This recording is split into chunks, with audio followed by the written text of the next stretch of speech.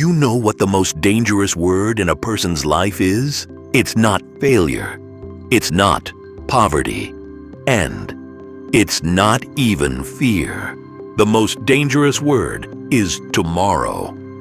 Because tomorrow lulls a person to sleep, steals their dreams, and doesn't even let them realize it. This is the story of that very tomorrow. Once upon a time, in a village, lived a young man named Arthur. Arthur was young, physically strong, and had the spark of dreams in his eyes. He would often sit on the village platform and say, "One day, my name will be known far and wide. My land will yield the most grain, and people will come to seek my advice." People would listen to him. Some were impressed, while others would smile and stay silent.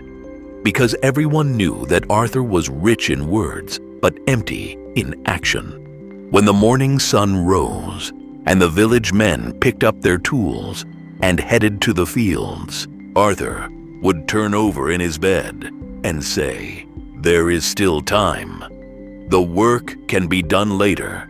When the other youths went to chop wood, he would sit under a tree and imagine his future. He dreamt, but he was afraid of the hard work required to turn those dreams into reality. Arthur possessed land that was very fertile, the kind of land that could grow gold if worked upon. But that land had been lying barren for years. He would look at it and say, "One day, I will surprise everyone with this land." But that one day never came. One evening, as the sun was slowly hiding behind the mountains, an elderly man came to Arthur's house. He was very old, with wrinkles on his face, but a strange light in his eyes. People called him Elder Thomas. Elder Thomas looked at Arthur's field. Dry soil, silent land, no life.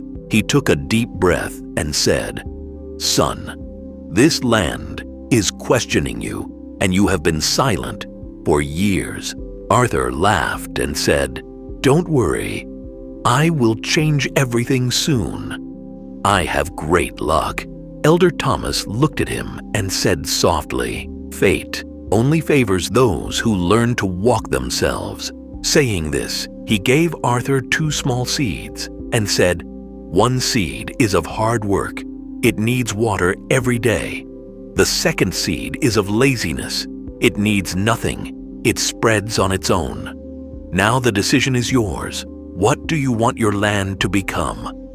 Arthur took the seeds, but the message did not sink into his heart.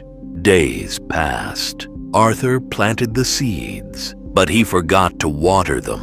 He believed that things would get better on their own.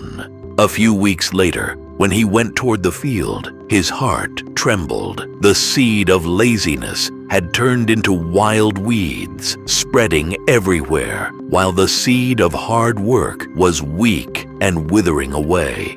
At that very moment, Elder Thomas appeared again. He said, "Do you see? If you don't give time to hard work, it dies. And if you ignore laziness, it takes over your life." For the first time, Arthur remained silent. There were tears in his eyes. He realized that the real enemy was not outside, but within him. That night, Arthur could not sleep. He kept remembering his wasted years, unfulfilled dreams, and the word tomorrow. He said to himself, "If I don't change today, my tomorrow will never come." The next morning, he woke up before sunrise. This was new for him. His body felt heavy and his heart was afraid, but he took the first step. He uprooted the bushes.